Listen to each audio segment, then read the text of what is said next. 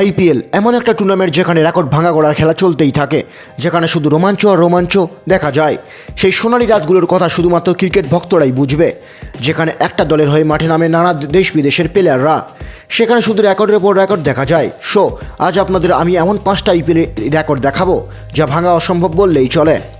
তার আগে এরকম ক্রিকেটে আরও আপডেটের জন্য প্লিজ চ্যানেলটিকে সাবস্ক্রাইব করে ভিডিওগুলিতে লাইক করে দিন। নাম্বার 1, ওয়েস্ট ইন্ডিজের আলজারি জোসেফের আইপিএল ডিবাট ম্যাচে 6টি উইকেট। 2019 সালে আলজারি জোসেফ যখন হায়দ্রাবাদের বিরুদ্ধে নিজের প্রথম ম্যাচে মাত্র 12 রান দিয়ে 6 উইকেট তুলে নেয়, এটাই হয়ে যায় আইপিএল ইতিহাসের রেকর্ড।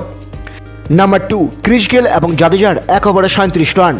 2011 সালে গেল আরসিবির হয়ে কেরালা পেসার প্রশান্ত পরমেশ্বরের বলে 1 ওভারে টোটাল 37 রান মারেন।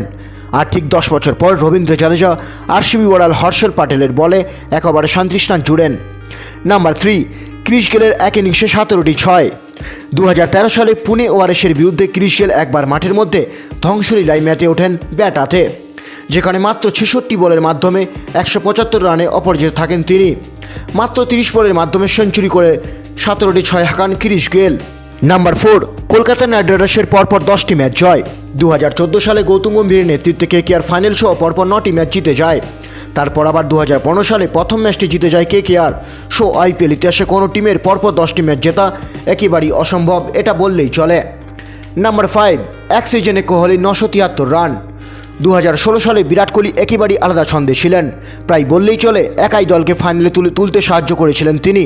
152 স্ট্রাইক রেট, 4টি শতক ও 7টি অর্ধশতকের মাধ্যমে 2016 সালে পুরো সিজন জুড়ে 973 রানের পাহাড় গড়ে তোলেন কিং কোহলি।